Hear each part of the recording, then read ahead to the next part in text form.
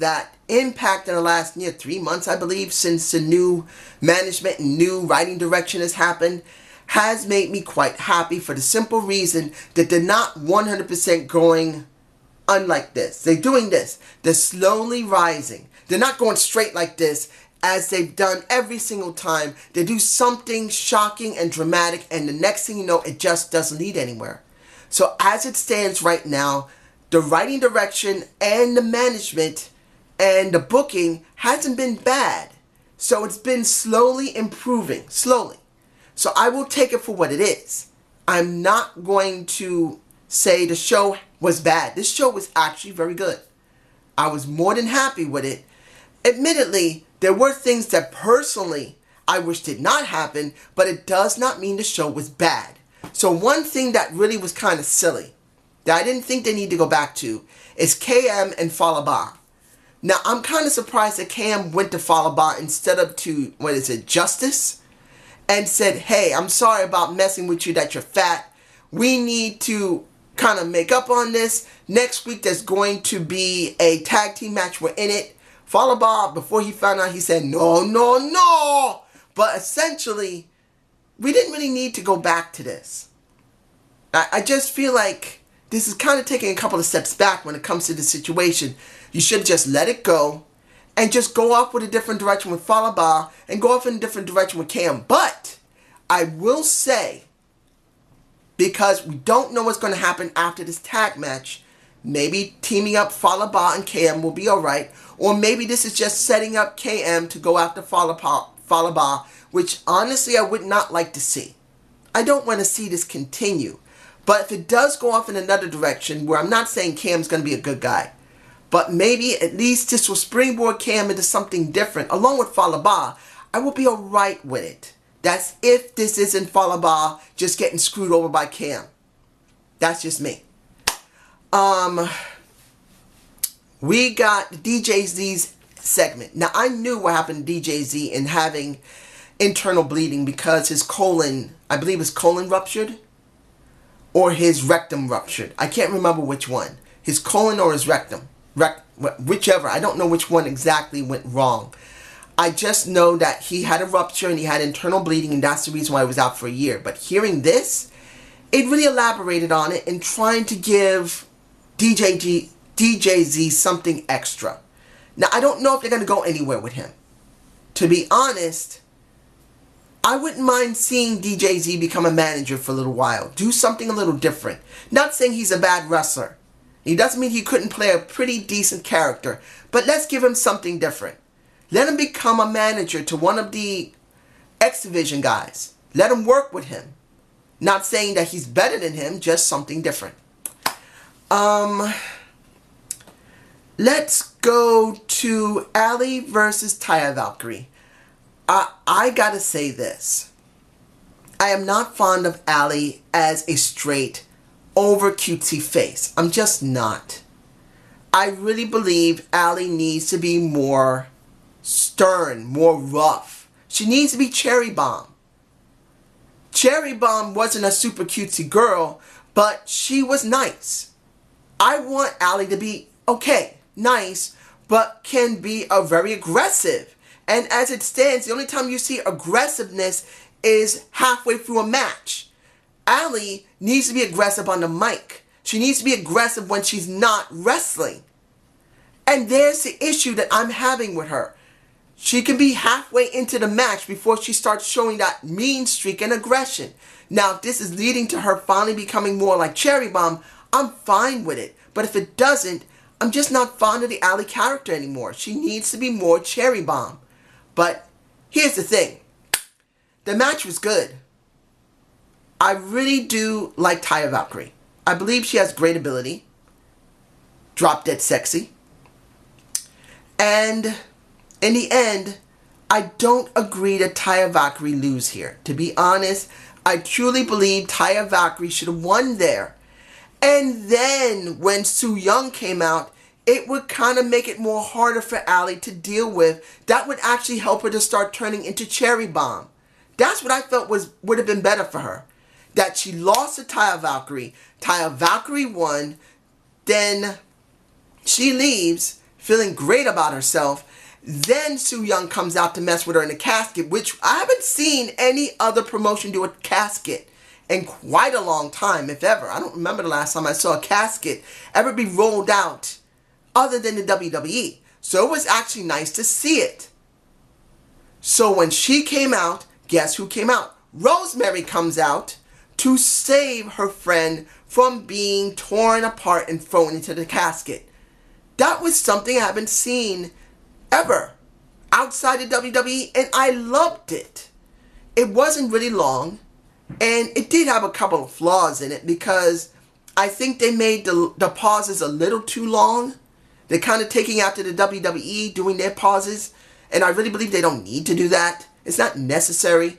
So as it stands, you get this, and I really kind of hope they wouldn't go down the WWE route, but they are a little bit.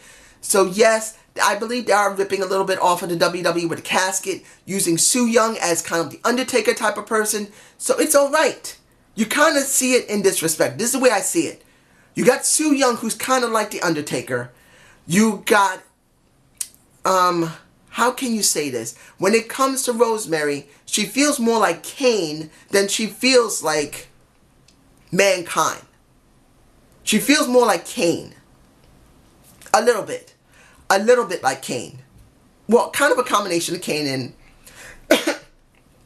and Mankind, but I really feel more like Kane because of the fiery attitude, compensating for not having pyrotechnics, of course. So I'm really fond of seeing how far they're going to go with this if they do an incremental type of thing. Not just go straight. Just slowly build it up, build it up, build it up, build it up to Slammiversary when we get something. Not far from my birthday. Guess this is the thing that gets me. I think I got a screenshot of it. Slammiversary is on the 22nd of July. My birthday's on the 27th of July, 5 days afterward. I could say this is kind of a birthday present for me because it's going to happen around my birthday, which is kind of cool. Now, Moose versus Braxton Sutter. I really didn't care that much. It really didn't matter to me. Now, mind you, seeing that Moose cut a promo afterward talking about Pentagram Jr. saying, "I'm coming after you," was understandable. But to be honest, where are you going with Braxton Sutter? I mean, you're already saying that he's going after women and then he asks them to marry them and then it goes nowhere. Where are you going to end up with this? Hopefully it means something. If not, you might as well keep Braxton off TV. Or change his character into something completely different. Yeah, make him a more aggressive heel. Make him cruel and heartless instead of like a whiner who wants to marry someone to get some fame. Like Laurel Van Ness. And where is Laurel Van Ness? Did she leave? I think she might have left the company, which will suck, but still. I gotta take it for what it is. And please, no one tell me if Laurel Van Ness is... you can tell me if Laurel Van Ness is still in the company, but don't tell me about what she's doing next. Please, I don't want no spoilers or any rumors. I want to be surprised. That's the reason why I don't look at any of DQ.com or anything. I like being surprised because it takes away the fun from it for me. Now, Eddie Edwards. I am quite surprised where they're going with Eddie Edwards. They're making him as dark as possible, losing his freaking mind. And with Eddie, who is not a very good character, who really doesn't play a good character very easily. He's very stone-faced, kind of like Randy Orton. But because of how the story is, even though he's kind of monotone and stone-faced in a sense, it's working. He's lost his freaking mind. He leaves his wife at the hospital to go after the other two members of OVE. After trying to destroy them, a segment comes on the screen where where Sammy comes to his wife and wants to talk to him. Might not talk to him, talk to her. He runs out of the arena as fast as his little legs as possible, goes to the hospital, looks for his wife saying, "What the fuck did you talk about with that man? What's wrong with you?" And she said, "He wanted to apologize. Why did you leave me?" Goes look for his ass and beats the living hell out of him like Austin beat Vince McMahon. Coming in and beating his ass. The only thing that was missing was basically the urine pan. Bang off the head. I'm not going to show it because I don't want copyright problems from the WWE and they take the video down. But you get my point. That kind of would have been, damn, that's kind of funny. That's awesome. Even though it's a bite off of the WWE, it's kind of awesome. But in the end, you see him beat the crap out of him, throw him to the floor, pulls out his IV, which I can say IVs hurt. Even when they're done properly, because I had bad bruising on my arm for the last month because of the hospital I went to in the beginning of April. And I gotta go to the doctor tomorrow and probably get blood for a blood test for my yearly treatment. I hope they don't give me bruising. And I gotta tell them about this stupid cough with this bad mucus. Anyway, I enjoyed the segment. Was it over the top? Yes, it was. And they did say later that Eddie was arrested. Fine, that's perfect to go with the story. It's perfect to go with the character. LAX. I know I could be talking about other stuff. I'm going to end this with LAX, and I'm going to end it with the match at the end.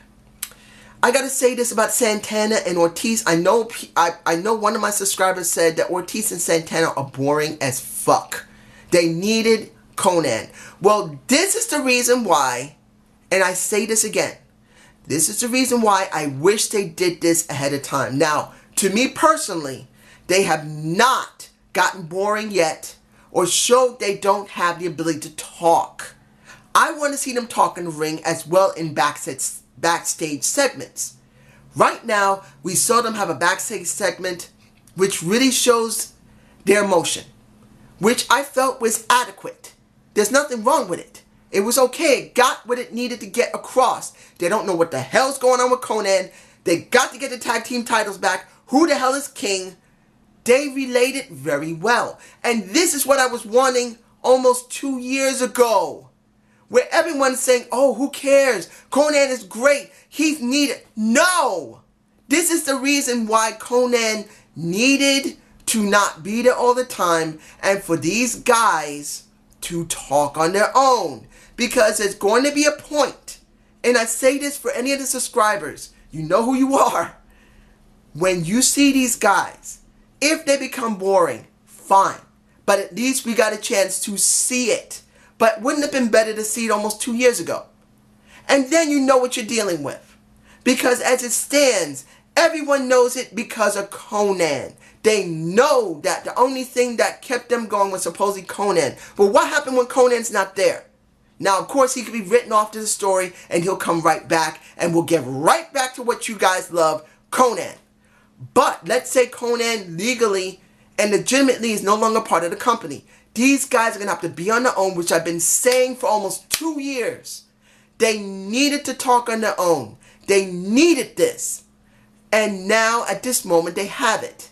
Now, are you going to like them? I don't know. I don't even know if I'm going to like them after a couple of months of seeing how they can talk if it's only in video packages and not in the ring. If it's because they can only do video package, that means they suck in the ring at doing promo segments, which is going to make it really bad because eventually they got to do a promo in the ring, and when they do, we're going to see how bad they are because they can't rehearse it in a backstage video segment. But this is just me. I'm seeing it the way it is. I'm seeing it positively. Anybody else who've ever seen them say they're boring as fuck, I'm seeing it in respect that for 2 years you never seen them talk. For those who've never seen them, this is your chance to see them, and then you can make a decision if they suck ass or if they don't. I'm not saying they suck ass yet because this is only the second time I've actually seen them do anything by themselves. So I'm going to give it time. Give it a month, maybe 2. Then I'll come back to this. You guys can ask me in 2 months, do you think they suck now or not? Because we said they suck. And I will say they suck, or I'll say they're okay.